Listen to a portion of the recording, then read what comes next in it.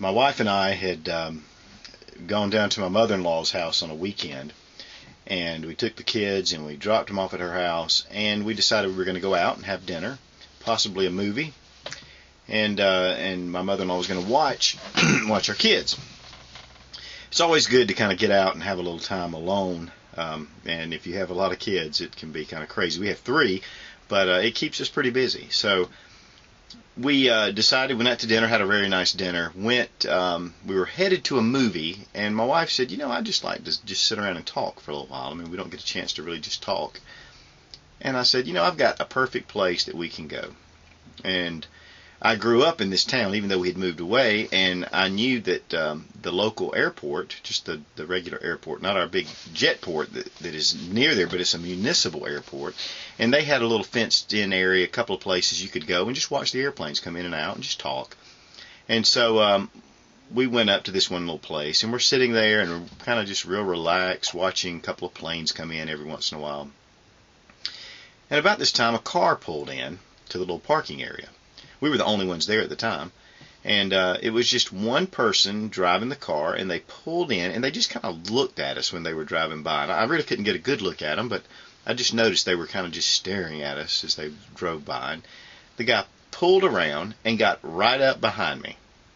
Well, this was a fairly decent-sized parking area, and he just wanted to get right there up behind me, which it didn't hem me in, but it made me really kind of a little nervous. So I'm sitting there, and we kept talking for a little while, and I kept one eye on this guy behind us, and finally I just said, there's another place on the round. Let's just go there if this guy wants to just sit up on our rear ends. And so we pulled around, drove to another little area, pulled in. There was nobody else there, so we just sat there and kind of hung out. Well, it wasn't 2 minutes later, this same guy pulls in, gets right up.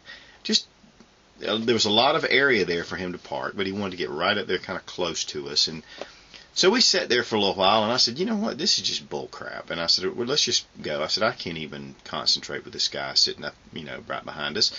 So we took off and ran by the gas station, and as we did, I even saw the guy driving by one time then, and I started going, this guy's kind of following us. So we had to drop by a Walmart, and so we're heading, and we pull into the parking lot at Walmart. We're going to go in to pick up a couple of things, and lo and behold, the guy pulls in and parks, and he's probably about 100 yards off, and just parks, and it's really up at the top of the parking lot, and just sits there. Well, we had a nice dinner, and this is just me and my wife, and we're just wanting to kind of have some time to relax, and it really just set me off. It just set me off because, you know what, I can't even enjoy my evening without some idiot being a little bit intimidating and getting his jollies off whatever he was doing. And I said, that's it. And so I just put it in gear and took off and headed right toward him. Well, the guy started the car, and, you could tell he took off driving, and I just started following him. And it got into a chase, and I was chasing him down these roads. Not really at high speeds, but just chasing him around, driving around. And you could tell the guy was really freaking out. He was driving all over the place. And I knew the area we were in. And, of course, my wife was freaking out totally and, yelling, and, oh, no, you don't know what he's going to do, I said, honey, I think I've got it covered. And, of course, I had my 1911 Colt in my glove compartment, and that's in the state that I was in. That was where you should have it. And I said, this guy's not going to just ruin my evening without any consequences. So anyway, after a little while, after I felt like he was thoroughly freaked out himself, I called the chase off, and I turned, and we went on back, and ended up going back to another Walmart a little closer to my mother-in-law's house and picked up the things we needed, and I never saw the guy again. But this is the key, and this is the thing this guy was just acting stupid.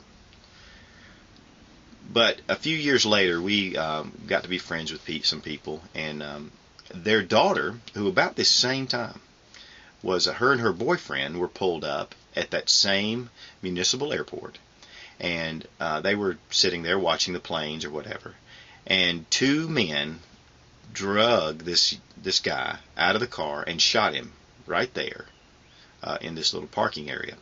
And the girl jumped out of the car and started running, which they even shot at her. Of course, they had other plans for her, but she climbed up the fence and got over this fence with barbed wire on the top, and climbed over, jumped, and ran along the runway and got away, even after multiple rounds were fired at her. Of course, the young man was killed at that instant, and it was a very traumatic experience for this, not only this young couple, for this girl, of course, who's now married and has kids, but you never know what people's intent is. You don't know.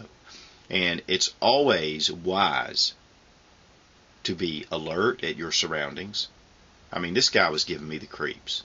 He didn't threaten us, but just giving me the creeps, and I was watching him.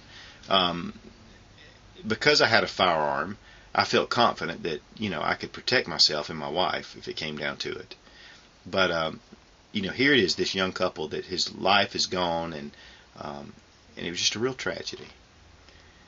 But, we need to stand firm in our firearm ownership, protecting those we love, doing the right thing, because there are people out there that mean us harm. If you are a law-abiding, just a regular citizen, and you should never live in fear. I refuse to live in fear. I refuse to be vulnerable to some wacko who gets his kicks out of doing bad things to people. I refuse it, and you need to refuse it, and you need to make a stand. Join the NRA. Get on the gunownersofamerica.com website and see where you can help. There are many resources out there. Call your congressmen and senators and say no more gun legislation that would infringe upon our rights as citizens, and that includes ammunition. We've got to continue to take a voice. This is number 6 in a series. I'm getting ready to do some videos from some of my viewers that have sent stories, and I think you're going to enjoy them. But until that time, keep your powder dry and do your part in keeping us as Americans free from whatever tyranny presents itself. God bless.